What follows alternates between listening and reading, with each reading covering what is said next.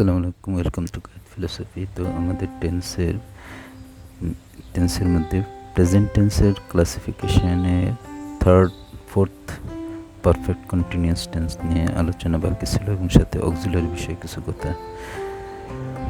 First of all sorry for that যে আমার এখানে এক্সাম্পল এবং স্ট্রাকচার একটু রাইটিং মিস্টেক হয়ে গেছে, তাই এটার উপরে আমি ওভার রাইটিং এই দেখে আপনাদের একটু চেষ্টা করতেছি লেকচারটা কমপ্লিট করার জন্য, একটু কাইন্ডলি খেয়াল করবেন। এখানে ফার্স্ট এক্সাম্পলটা একটু এররই।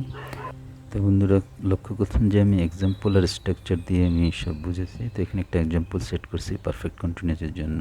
I have been teaching for a week, আমি এক সপ্তাহ ধরে শেখাচ্ছি। তো এখানে টাইমটা ফিক্স নেই, কোন সপ্তাহ থেকে শুরু হয়েছে বা শেষ হয়েছে এটা এখানে বোঝা যাচ্ছে না এক্সাম্পল দ্বারা।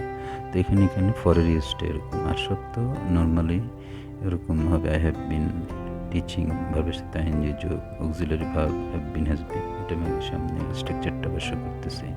আরেকটা উদাহরণ দিচ্ছি সিন্স দিয়ে।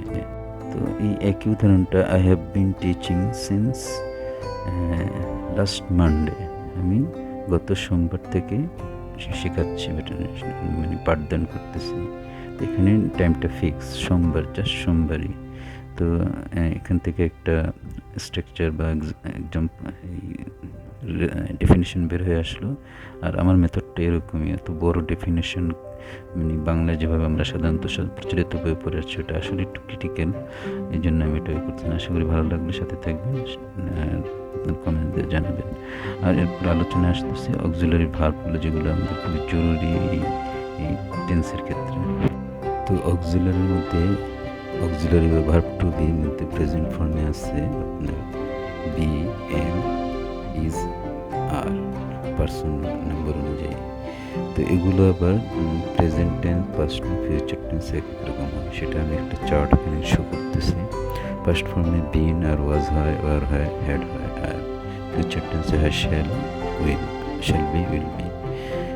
তো এই চারটা মুখস্থ রাখতে হবে, এটা খুবই জরুরি। এই 12টা টেন্সের ক্লাসিফিকেশন এটার খুবই একটা ইউজেস হয়। আরেকটা হচ্ছে যে মেইন ভার্ব বা বেসিক ভার্ব ফর্মের বেসিক ফর্ম, পাস্ট ফর্ম এবং পার্টিসিপল ফর্ম। তো ওই বেসিক ফর্মগুলোর চেঞ্জেস টেন্স অনুযায়ী ওগুলো আমি ডিটেলস নেক্সট লেকচারে আলোচনা করব। আজকে এই পর্যন্তই। আপনাদের কি বুঝলেন না বুঝলেন কমেন্ট করে জানাবেন। ধন্যবাদ, সাথে থাকার জন্য stay connected. Thank you so much.